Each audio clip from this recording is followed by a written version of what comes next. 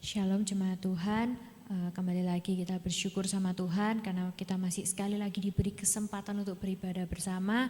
Mungkin lagi-lagi kita tidak bisa bertemu hanya via online, tapi biarlah ibadah kita benar-benar dari hati kita yang terdalam.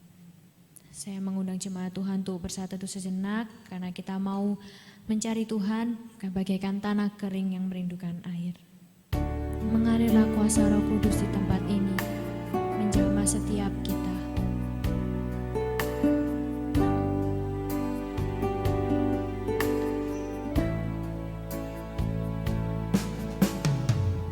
Bagaikan tanah kering yang merindukan air, demikianlah jiwaku haus akan Engkau. Ku rindu selalu hadir-Mu di hidupku, memulihkan jiwaku, hapuskan air mataku. Mengalirlah kuasa Roh Kudus, mengalirlah di tempat ini, mengalirlah, oh Roh Kudus, pulihkanku, mengalirlah kuasa Roh Kudus, mengalirlah di tempat ini, mengalirlah, oh Roh Kudus, di hidupku. Saya undang jemaat Tuhan untuk bangkit berdiri, kita katakan lagi bagaikan tanah kering, ya Tuhan, yang merindukan air,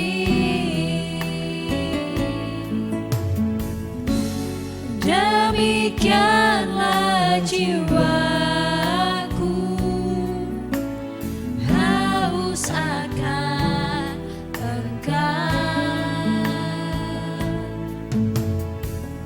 Ku rindu selalu hadir-Mu di hidupku,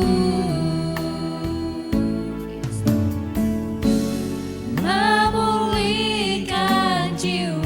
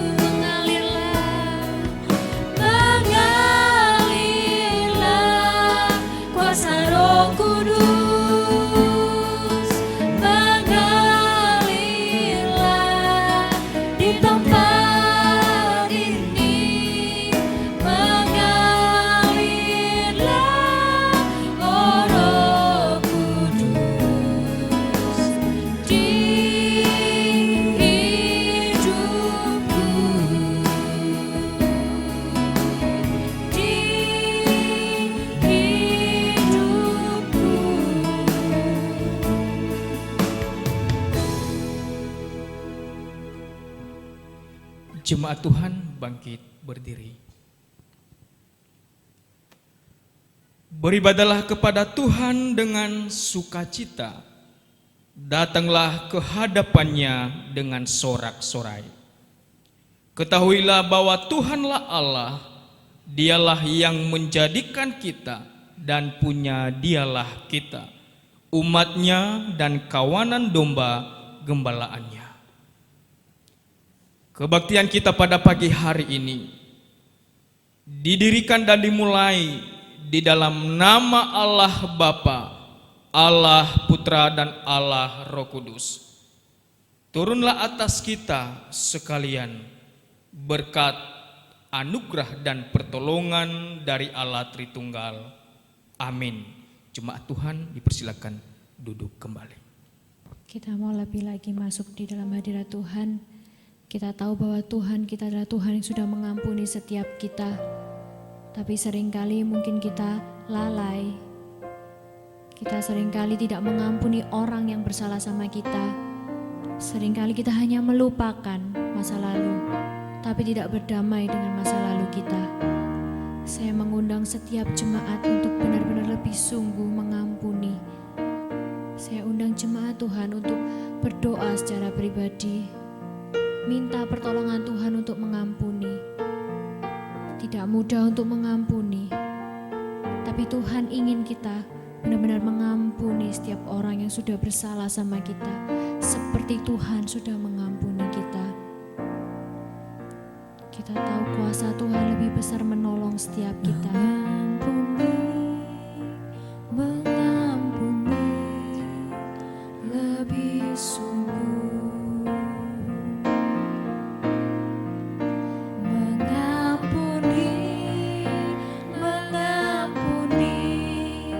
Lebih sungguh,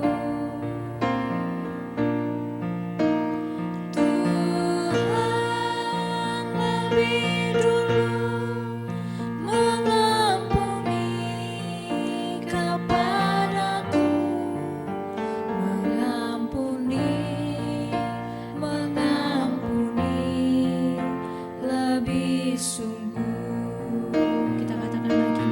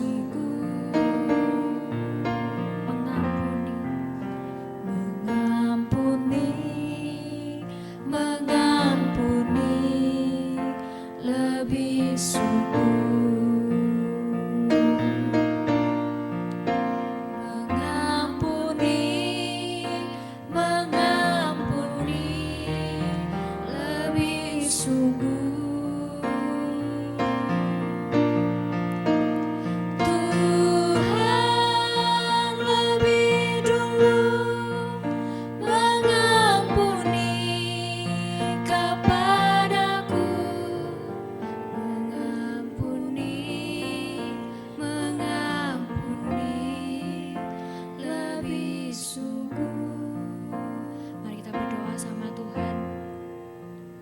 Tuhan sudah mengampuni setiap kita. Mungkin sulit untuk mengampuni orang, tapi kita tahu bahwa Tuhan selalu menyertai kita, memberikan kekuatannya kepada setiap kita untuk mengampuni. Kita benar-benar minta tolong sama Tuhan. Tuhan, aku mau lepaskan semua pengampunan Tuhan. Aku gak mau lagi nyimpen kepahitan di hatiku Tuhan. Sulit Tuhan. Tapi kami mau Tuhan benar-benar meminta pertolongan-Mu Tuhan. Untuk melepaskan kami dari rasa kepahitan ini Tuhan. Melepaskan kami dari dendam kami Tuhan. Terima kasih Tuhan.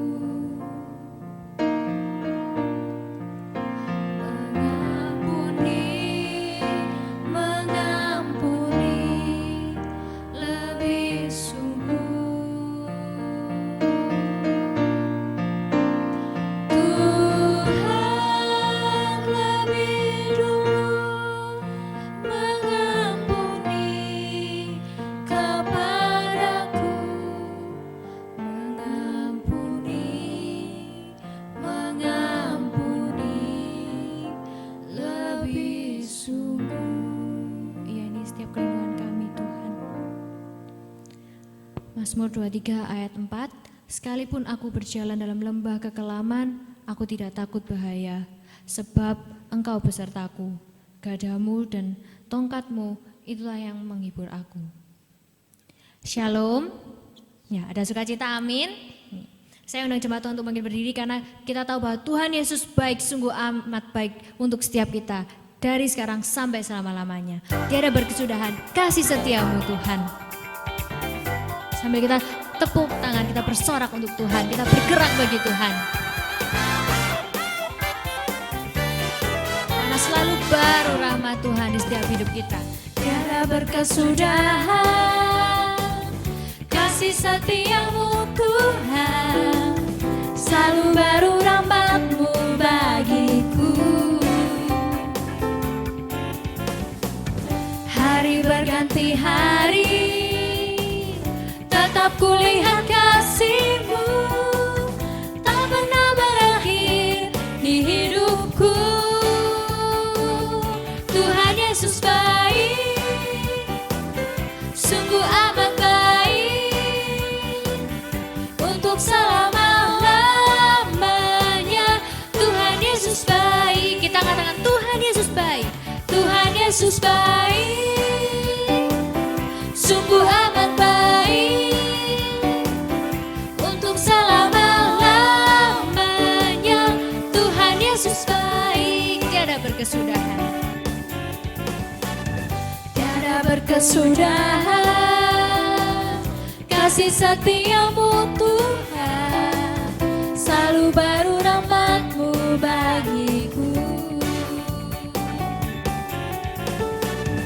Hari berganti hari, tetap kulihat kasih-Mu, tak pernah berakhir di hidupku. Tuhan Yesus baik, sungguh amat baik, untuk selama-lamanya. Tuhan Yesus baik, Tuhan Yesus baik, sungguh amat baik, untuk selama-lamanya. Tuhan Yesus baik. Ya, kita mau lanjut lagi memuji Tuhan karena kita tahu bahwa Allah itu baik buat setiap kita. Allah itu baik, sungguh baik bagiku. Kita tetap bersorak bagi Tuhan, tetap kita semangat untuk Tuhan. Kita mau nyanyi untuk Tuhan, kita nyatakan benar-benar bahwa Allah itu baik setiap kita.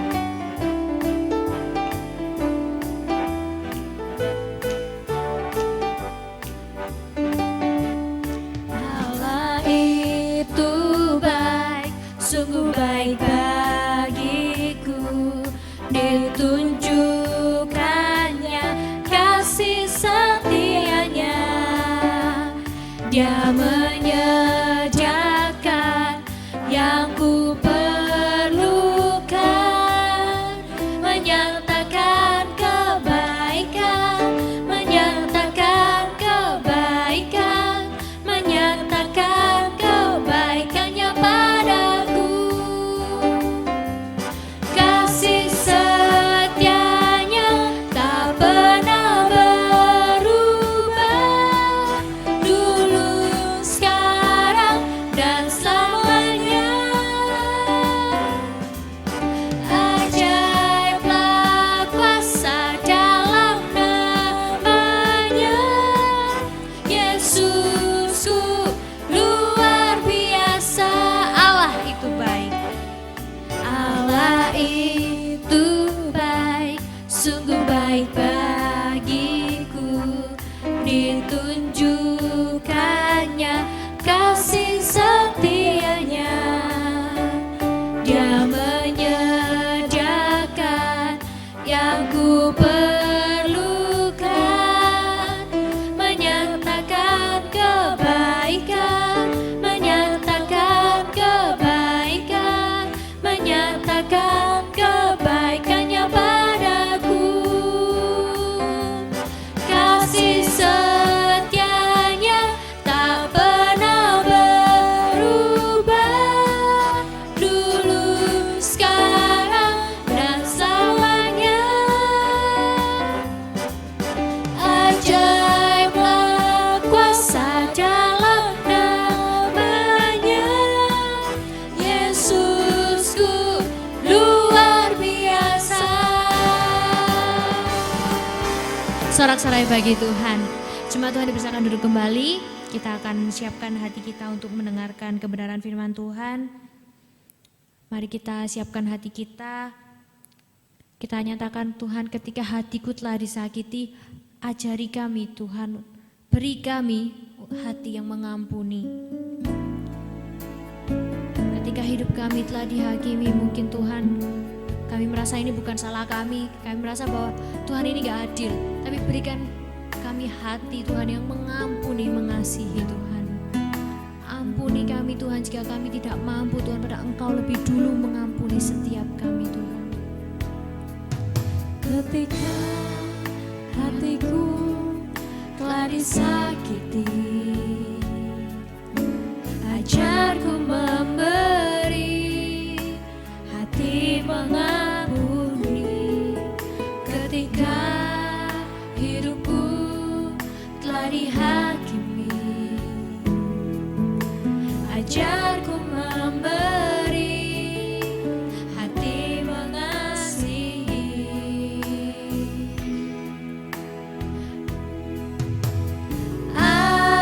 Ampuni bila kami tak mampu mengampuni yang bersalah kepada kami, seperti hati Bapa mengampuni, mengasihi tiada pamrih. Kita katakan lagi dari awal, ketika hatiku Tuhan telah disakiti. Ketika hatiku telah disakiti, ajarku memberi hati mengampuni. Ketika hidupku telah dihakimi, ajarku memberi hati mengasihi.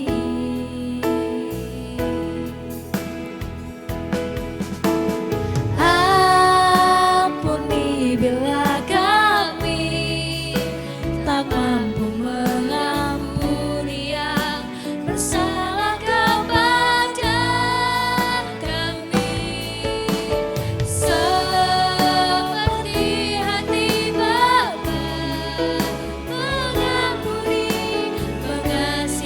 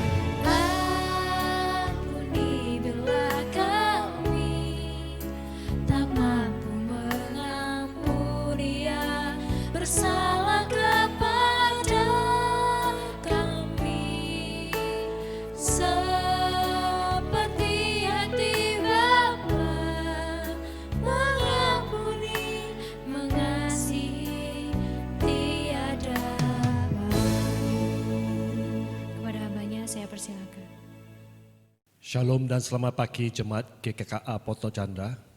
Mari kita berdoa.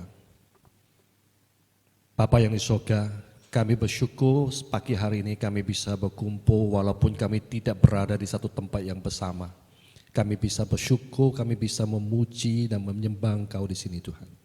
Sebentar lagi kami akan belajar sedikit mengenai firman-Mu. Biarlah firman-Mu ini dijadikan panduan untuk kami menjalankan hidup kami bersama dengan Engkau Tuhan. Biarlah firman-Mu inilah yang akan menjadi sesuatu yang menguatkan kami, yang kami bisa pakai untuk kehidupan kami sehari-hari Tuhan. Bapa yang di surga, berkatilah setiap apa yang kami bicarakan ini. Di dalam nama Tuhan Yesus kami berdoa. Amin. Shalom. Selamat pagi sekali lagi. Hari ini saya diberi satu tema.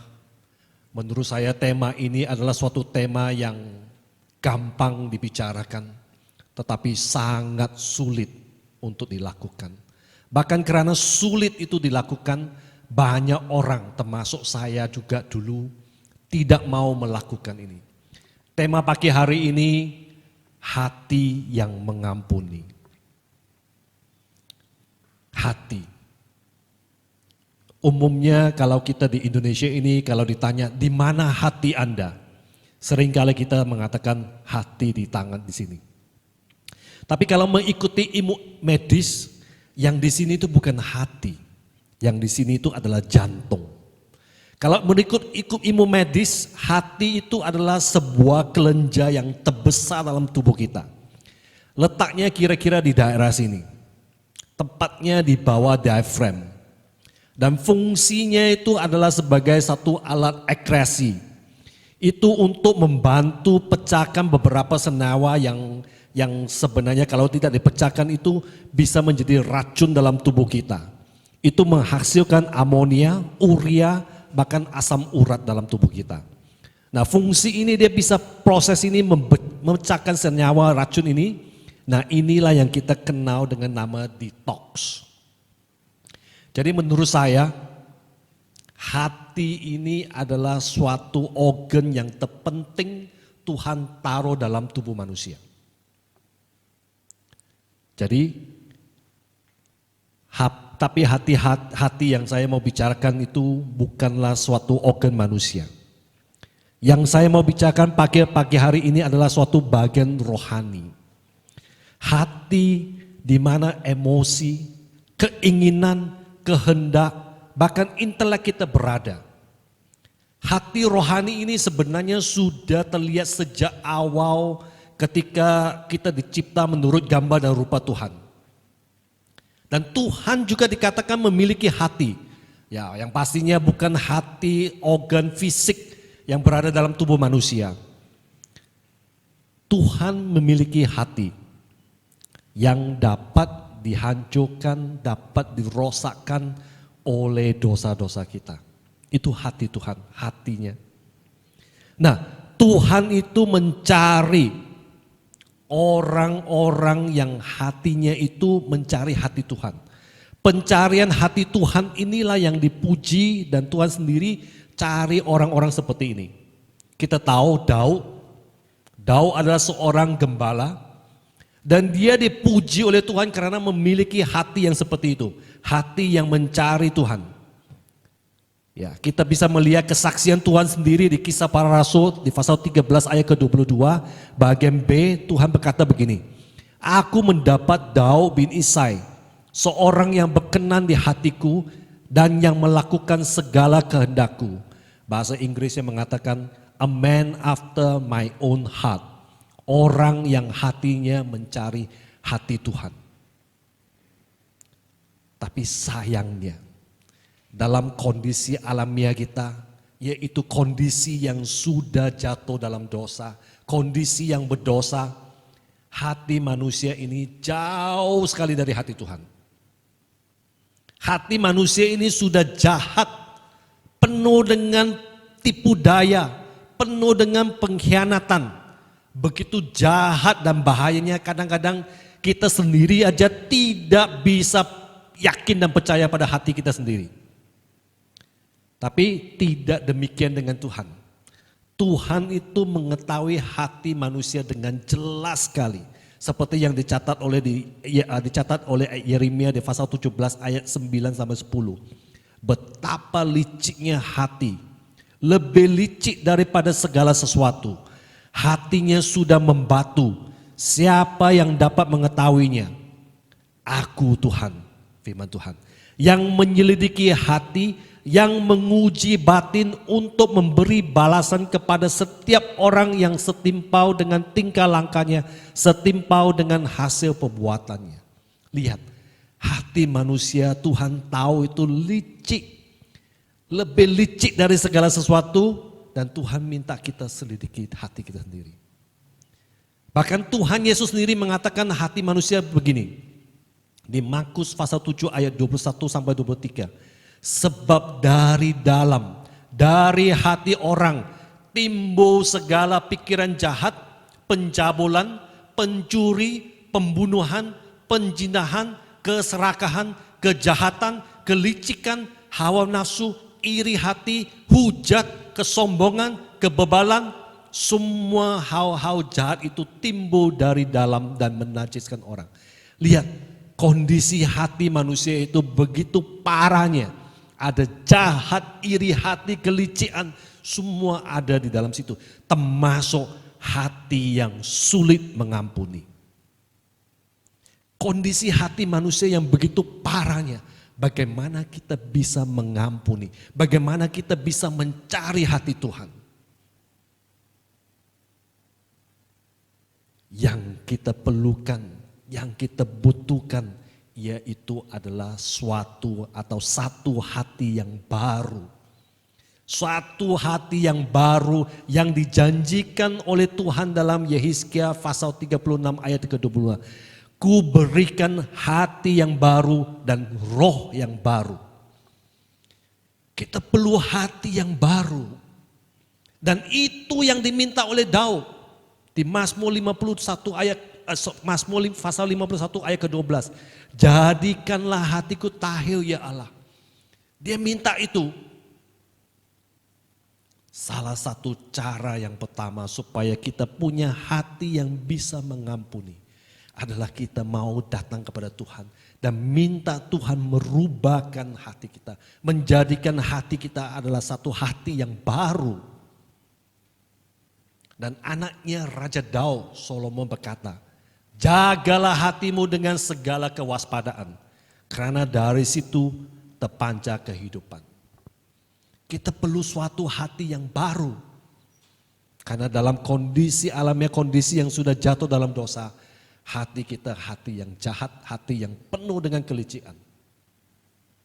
Saya ingat di tahun mungkin sekitar tahun 80-an, ada satu hymn, satu lagu, dan saya bertobat di tahun 90-an, itu juga lagu yang saya belajar pertama kali.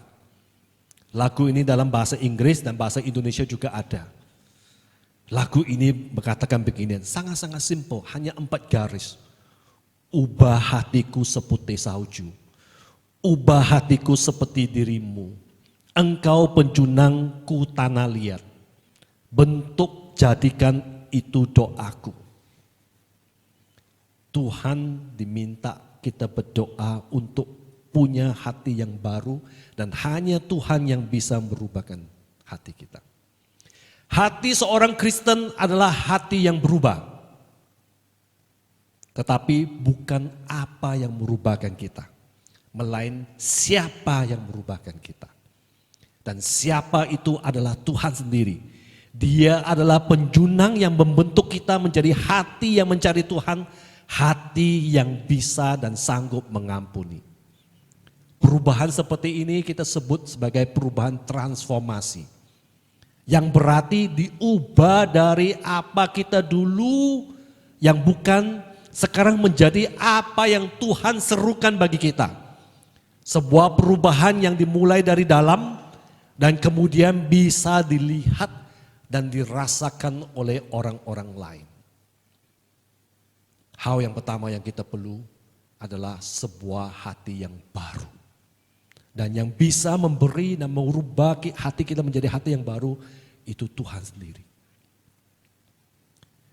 Yang kedua, mengampuni. Izinkan saya mulai bagian kedua ini dengan satu fakta, dengan satu kebenaran bahwa kita semua, Anda di rumah, kita yang melayani pagi hari ini, pernah dan bahkan akan disakiti oleh seseorang. Mungkin pada suatu tempat, mungkin pada suatu saat, itu kita pernah, bahkan di masa depan kita akan disakiti. Mungkin itu perkataan orang yang membuat kita sakit hati. Rasa sakit itu juga bisa bersifat verbal yang dikatakan orang lain.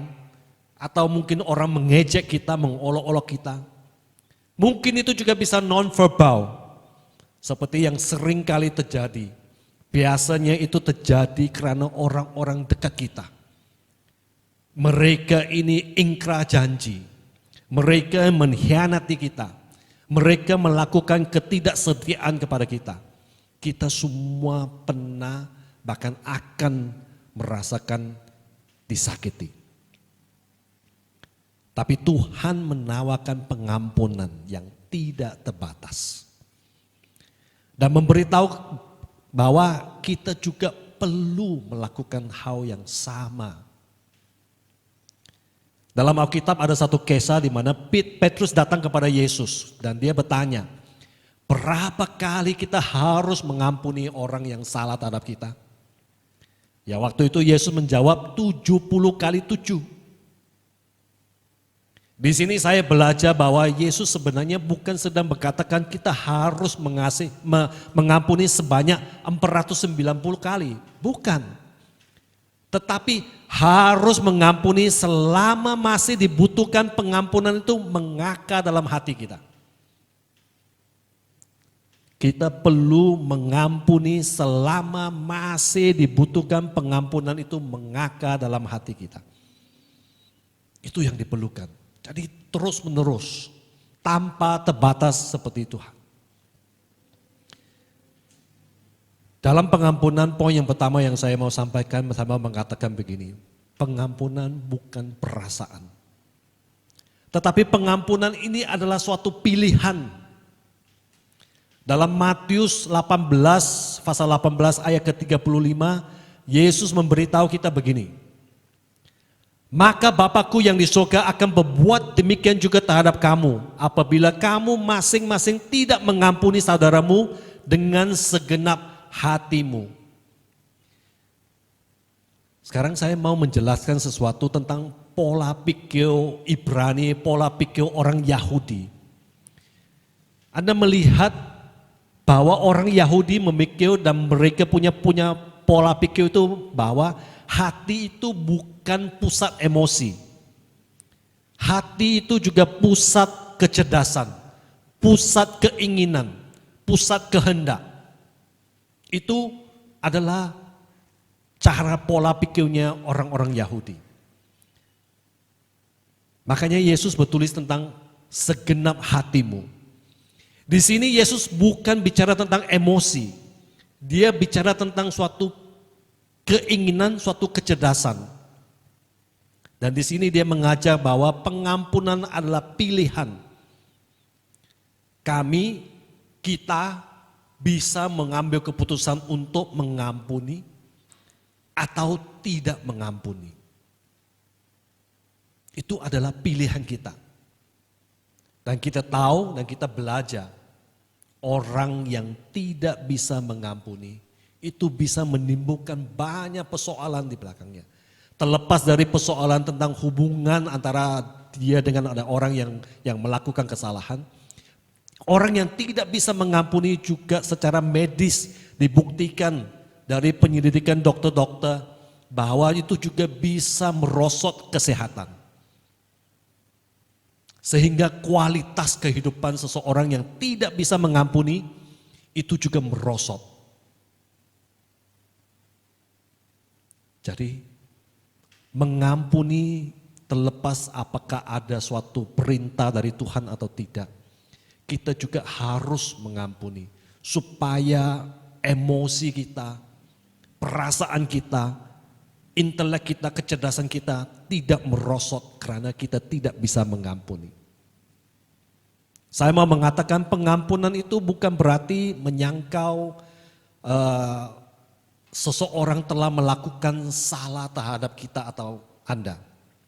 Itu kalau kita menyangkal itu rasionalisasi. Tapi saya mau mengatakan pengampunan itu adalah pilihan. Coba kita baca satu ayat. Di Kejadian pasal 50 ayat 20. Ini mengenai Yusuf. Dia berkata demikian, memang kamu telah mereka-rekakan yang jahat terhadap aku, tetapi Allah telah mereka-rekakannya untuk kebaikan dengan maksud melakukan seperti yang terjadi sekarang ini, yakni memelihara hidup suatu bangsa yang besar. Kita tahu ceritanya Yusuf, bagaimana saudara-saudaranya mengkhianati dia, bagaimana dia dimasukkan ke dalam suatu sumur, bagaimana dia dijual kepada yang lain, kepada bangsa yang lain. Sehingga hidupnya juga bukan hidup yang senang, bukan hidup yang gampang. Tapi melalui satu proses, Yusuf akhirnya bisa menjadi seorang yang berguna di Mesir. Dan akhirnya dalam cerita ini, saudara-saudaranya yang dalam kelaparan, dalam punya masalah datang ke Mesir dan bertemu dengan Yusuf. Yusuf mengatakan, memang kamu saudara-saudaranya telah mereka-rekakan yang jahat terhadap aku. Yusuf mengatakan satu pengakuan bahwa ada saudara-saudaranya sudah melukai dia. Pengakuan memerlukan pengakuan bahwa memang Anda dan saya sudah dilukai. Kita tidak mungkin bisa mengampuni orang lain kalau kita tidak mau mengaku dan menyalahkan orang lain yang melukai kita. Kita tidak bisa mengampuni kalau kita tidak mengatakan, oh Anda sudah salah terhadap saya. Bagaimana kita bisa mengampuni kalau kita tidak mengatakan bahwa ada kesalahan yang terjadi? Di sini Yusuf mengatakan kepada saudara-saudaranya, Anda memang telah membuat saya terlukai. Anda memang telah mereka-rekakan yang jahat terhadap saya. Tetapi saya mau mengampuni. Proses pengampunan itu yang pertama itu juga perlu pengakuan bahwa ada yang telah melukai Anda. Kita perlu mengakukan itu. Pengampunan membutuhkan pengakuan bahwa kita pernah dan telah dilukai. Proses yang kedua dalam pengakuan itu adalah melepaskan. Melepaskan sesuatu, ya mungkin boleh dikatakan seperti hutang. Melepaskan seseorang yang berhutang kepada Anda itu bukan karena mereka minta. Melepaskan pengampunan bukan karena mereka minta diampuni. Bahkan bukan karena mereka layak diampuni. Kita perlu sekali untuk benar-benar bisa mengampuni. Karena pengampunan terbesar dan sepanjang zaman Tuhan sudah berikan kepada kita. Kalau kita sebagai anak Tuhan, orang percaya yang mau berkata bahwa Tuhan adalah contoh teladan hidup saya. Tuhan yang sudah dilukai, hatinya disakiti, itu masih bisa mengampuni kita. Bagaimana kita berkata bahwa kita tidak bisa mengampuni. Hati yang mengampuni. Memang adalah sesuatu yang sangat-sangat berat untuk dilakukan. Tetapi adalah sesuatu yang sangat perlu dilakukan. Karena Tuhan kita juga adalah Tuhan yang mengampuni tanpa batas. Dan kita yang dipanggil sebagai anak-anaknya juga harus menjadi seperti Bapa kita di surga. Yang mengampuni tanpa batas. Sulit dilakukan karena memang dalam kondisi yang sudah jatuh dalam dosa. Hati kita ini jahat, hati ini kita punya banyak kelicikan. Kita perlu hati yang baru. Kita perlu minta dan berdoa Tuhan rubahkan hati kita. Dari hati yang tidak sanggup mengampuni, sekarang kita mampu mengampuni. Kita perlu hati yang baru. Yang kedua, kita perlu mengaku bahwa ada orang, bahkan orang yang sangat dekat kita, pernah melukai hati kita. Kita perlu mengaku gitu. Sudah berapa sering kali orang-orang dekat kita melukai hati kita? Apakah kita hanya menyembunyikan kesalahan itu, ya dilemparkan, tidak mau ingatkan? Tetapi ketika kita bertemu dengan orang itu, kita merasa jengkel, bahkan selalu emosi. Karena kita tidak mengaku bahwa mereka sudah melukai kita. Kita perlu mengaku bahwa ada pihak-pihak lain, khususnya orang dekat kita, mereka melakukan kesalahan terhadap kita. Tapi kita mau juga belajar seperti Yusuf. Walaupun mereka melukai kita, kita mengaku kesalahan mereka, tetapi kita mengampuni mereka seperti Tuhan mengampuni kita. Yang ketiga, kita perlu melepaskan. Tadi saya menyinggung sedikit. Tidak bisa mengampuni. Sakit hati yang disimpan.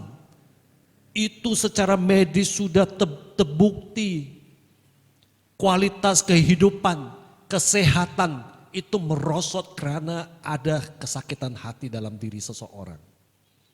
Jadi kita perlu melepaskan. Bukan karena orang itu layak untuk diampuni. Tapi demi kita, demi Tuhan, kita perlu melepaskan pengampunan. Sesuatu yang praktis. Minta pertolongan Tuhan untuk merubahkan hati kita. Mengaku ada sesuatu yang salah, tetapi kita walaupun disalahi, dilukai, kita mau mengampuni. Dan ketika kita mengaku ada yang salah, kita mau melepaskan kesalahan orang itu. Dengan itu mencipta suatu hati yang bisa mengampuni. Dan akhir saya mau bacakan 2 ayat yang saya baru teringat. Itu di Lukas pasal 23 ayat 33 dan 34. Di Injil Lukas pasal 23 ayat 33 dan 34. Ayat 33. Ketika mereka sampai di tempat yang bernama Tengkorak, mereka menyalibkan Yesus di situ. Dan juga kedua orang penjahat itu, yang seorang di sebelah kanannya dan yang lain di sebelah kirinya. Kita tahu proses penyaliban itu adalah suatu proses yang sangat-sangat menyakitkan. Ayat 33 itu mengatakan bahwa Yesus sudah disalib dan dia sedang tergantung di tiang salib. Dan waktu tergantung di tiang salib ada 2 penjahat, seorang di kanan dan seorang di kiri. Tetapi dalam kondisi itu Tuhan Yesus berkata di ayat ke-34. Ini adalah doanya Tuhan kepada Bapanya. Ya Bapa, ampunilah mereka sebab mereka tidak tahu apa yang mereka perbuat. Dalam kondisi yang begitu sakit, menderita, sengsara tergantung di tiang salib, Tuhan Yesus berkata, ampunilah mereka. Saya tidak tahu bagaimana Anda menderita, seberapa sakitnya orang lain membuat hidup Anda. Tapi dalam kondisi yang begitu menyakitkan, Yesus mengatakan, ampunilah mereka. Mungkin Anda sedang menderita, sedang sengsara karena orang melukai hati Anda. Dan Anda merasa sangat sulit untuk mengampuni. Maukah pagi hari ini Anda belajar dari Yesus. Dan Anda datang kepada Bapa di surga. Dan berdoa minta Bapa untuk mengampuni orang yang salah terhadap engkau. Dan dalam doa itu Anda juga bisa berdoa. Dan minta Bapa yang di surga untuk merubahkan hati Anda. Sehingga Anda juga bisa mengampuni orang yang bersalah terhadap engkau. Mari kita berdoa. Bapa yang di surga, pagi hari ini kami belajar dari firman-Mu. Belajar dari kondisi hati kita. Bapa, hati kita ini yang sudah jatuh ke dalam dosa. Hidup di dalam dunia yang sudah jatuh ini. Hati kita ini tidak mau mencari Engkau. Pagi hari ini kami belajar. Kami perlu belajar dari Daud. Untuk punya suatu hati yang mencari hati Engkau Tuhan. Hati kami ini jahat. Hati kami ini penuh dengan kelicikan. Tuhan, pagi hari ini kami mohon seperti yang Engkau janjikan. Bahwa Engkau akan memberi kami suatu hati yang baru. Suatu roh yang baru. Sehingga hati yang baru ini mau dan sanggup mencari hati-Mu Tuhan. Bapa yang di surga, kami juga mengaku selama perjalanan hidup kami sudah dan pernah bahkan sering disakiti orang lain. Bapa, berikan kami kemampuan, berikan kami kekuatan untuk mengampuni orang yang menyalah, orang yang bersalah terhadap kami Tuhan. Supaya kami bisa melepaskan pengampunan kepada kami. Dan yang terutama Bapa, kami minta berikan kami hati yang baru. Sebuah hati yang berubah. Sebuah hati yang mencari hati-Mu Tuhan. Di dalam nama Tuhan Yesus kami memohon dan berdoa. Amin. Bapak Ibu Jemaat dipersilahkan untuk bangkit berdiri. Bersama dengan umat percaya dari segala abad dan tempat, mari kita mengikrarkan pengakuan iman rasuli. Aku percaya kepada Allah, Bapa yang Maha Kuasa, Khalik langit dan bumi, dan kepada Yesus Kristus anaknya yang tunggal Tuhan kita, yang dikandung daripada Roh Kudus, lahir dari anak darah Maria, yang menderita sengsara di bawah pemerintahan Pontius Pilatus, disalibkan, mati dan dikuburkan, turun ke dalam kerajaan maut. Pada hari yang ketiga bangkit pula dari antara orang mati, naik surga, duduk di sebelah kanan Allah, Bapa yang Maha Kuasa. Dan dari sana ia akan datang untuk menghakimi orang yang hidup dan yang mati. Aku percaya kepada Roh Kudus, gereja yang kudus dan am, persekutuan orang kudus, pengampunan dosa, kebangkitan orang mati, dan hidup yang kekal. Amin. Jemaat dipersilakan untuk duduk kembali. Mari kita masuk di dalam doa. Bapak Surgawi, kami sungguh sangat bersyukur karena anugerah Tuhan bagi setiap kami. Terima kasih atas kasih setiamu yang terus melimpah bagi setiap kami. Kami boleh menikmati berkat Tuhan baik makanan, minuman. Kami boleh menikmati berkat Tuhan baik orang-orang yang ada sekitar kami. Pembelajaran-pembelajaran yang boleh kami lalui. Pekerjaan yang boleh kami lewati. Kami yakini bahwa itu semua berkat Tuhan bagi setiap kami. Terima kasih Tuhan, terima kasih. Kami juga bersyukur atas anugerah Tuhan melalui firman Tuhan yang boleh taburkan hari ini. Berkati hamba-Mu yang sudah menyampaikannya. Biarlah Tuhan pakai lebih lagi untuk dapat menyampaikan kebenaran firman-Mu. Dan boleh Tuhan pakai untuk boleh menyatakan apa yang Tuhan mau bagi kehidupan kami. Terima kasih Tuhan, terima kasih. Tuhan, sebentar kami akan menyampaikan pokok-pokok doa kami. Kami berdoa untuk kesembuhan dari jemaat-jemaat Tuhan yang saat ini sedang bergumul dalam sakitnya. Kami berdoa untuk Bapak Iwan, suami dari Ibu Elizabeth. Kami berdoa untuk Ibu Saniwati. Kami berdoa untuk Ibu Meliana. Kami berdoa untuk jemaat-jemaat Tuhan yang lain yang tidak bisa kami sebutkan satu persatu. Biarlah Tuhan menolong mereka. Tuhan memberkati mereka. Sembuhkan mereka Tuhan melalui tangan kuasa Tuhan yang ajaib. Melalui makanan dan minuman, melalui obat-obat yang mereka konsumsi, maupun melalui upaya-upaya yang mereka lakukan. Biarlah semuanya itu untuk memulihkan kembali kesehatan mereka, memulihkan kembali keadaan mereka, sehingga mereka boleh terus melaluinya sesuai dengan kehendak Tuhan. Terima kasih Tuhan, terima kasih. Tuhan, kami berdoa pula untuk pertumbuhan iman jemaat-jemaat Tuhan yang ada di KKA Pondok Chandra ini. Tuhan, tolong mereka tetap setia untuk mereka boleh terus percaya kepada Engkau. Di balik situasi dan keadaan yang kurang kondusif, mereka tetap terus beriman kepada Tuhan. Iman mereka tidak goyah oleh keadaan zaman yang ada di sekitar mereka. Tuhan, tolong mereka, berkati setiap mereka. Biarlah melalui wadah-wadah yang disediakan, biarlah mereka tetap terus belajar mengerti akan kehendak Tuhan. Melalui wadah PW, melalui PA, melalui MPFD, melalui youth sekolah minggu maupun ibadah umum. Biarlah Tuhan pakai sehingga setiap apapun yang mereka lalui, mereka boleh bertumbuh imannya di hadapan Tuhan. Mengenal Allah yang benar. Dan ketika mengenal Allah yang benar, mereka boleh mengenal Allah dengan benar. Melalui pelayanan, melalui relasi, melalui pekerjaan mereka dan melalui segala sesuatu yang mereka lakukan. Biarlah mereka tetap memancarkan terang kasih Tuhan dalam hidup mereka. Tuhan, kami juga berdoa untuk pekerjaan usaha dan sekaligus keluarga jemaat. Kiranya Tuhan menolong mereka, memberkati setiap apapun yang mereka kerjakan, apapun yang mereka lakukan. Biarlah semuanya hanya untuk Tuhan dan untuk kemuliaan nama Tuhan. Tuhan, kami berdoa pula dan kami sangat bersyukur atas anugerah Tuhan untuk kehidupan dari Bapak Sony Handianto yang tanggal 24 Oktober ini akan berulang tahun. Tuhan, terima kasih atas bertambahnya usia ini. Biarlah semakin boleh terus bertambah pula rasa cinta akan Tuhan, rasa mengasihi Tuhan dan boleh melayani Tuhan. Jadikan Bapak Sony menjadi orang yang tetap terus mengandalkan Tuhan dalam hidupnya dan jadi berkat bagi sesamanya.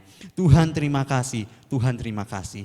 Kami juga berdoa untuk bangsa dan negara kami. Tuhan, tolong setiap para pemimpin-pemimpin bangsa kami, baik itu para pemimpin presiden kami, wakil presiden, jajaran-jajaran para menteri, dan para pemimpin-pemimpin yang lain. Tuhan, tolong mereka, berikan hikmat kebijaksanaan bagi setiap mereka, sehingga mereka tetap terus mengupayakan Indonesia ini tetap terus maju dan tetap terus bersatu-satu dengan yang lain dan boleh terus hidup berdampingan satu dengan yang lain.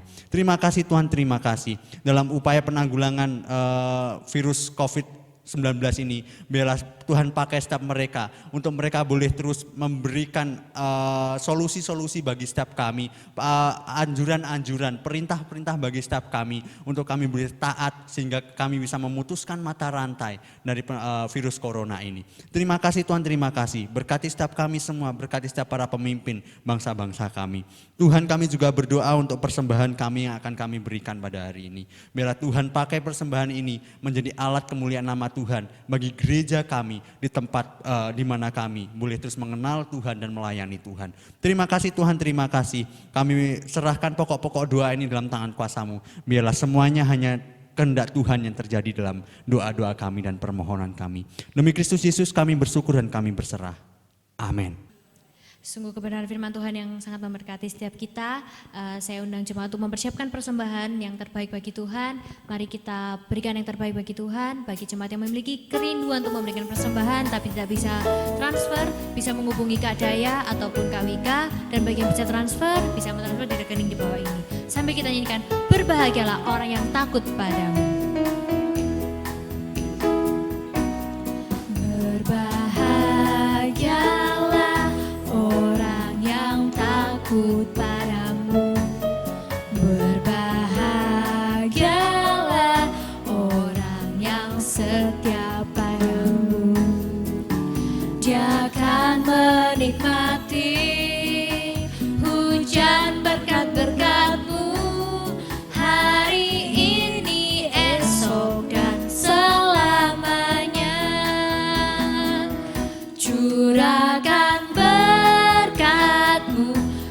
Curahkan mujizat-Mu, curahkan kedahsyatan-Mu di dalam hidupku.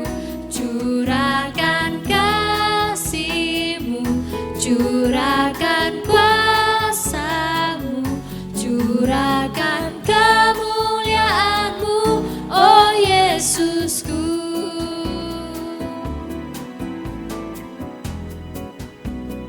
Ya, saya undang jemaat Tuhan untuk bangkit berdiri. Kita akan mengakhiri ibadah kita pada pagi hari ini. Mari kita sambil naikkan doksologi.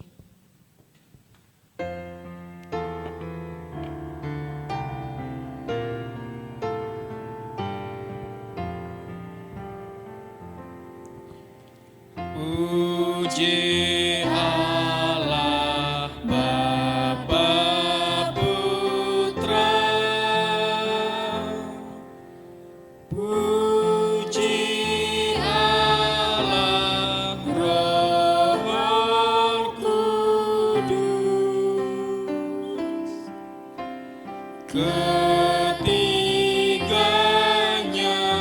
yang esa. Pohon selamat sumber berkah. Amin.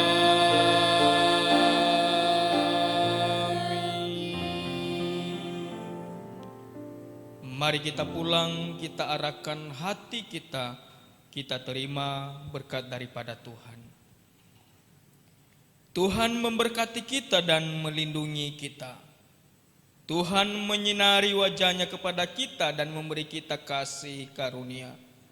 Tuhan menghadapkan wajahnya kepada kita dan memberi kita damai sejahtera mulai dari sekarang sampai selama-lamanya. Amin.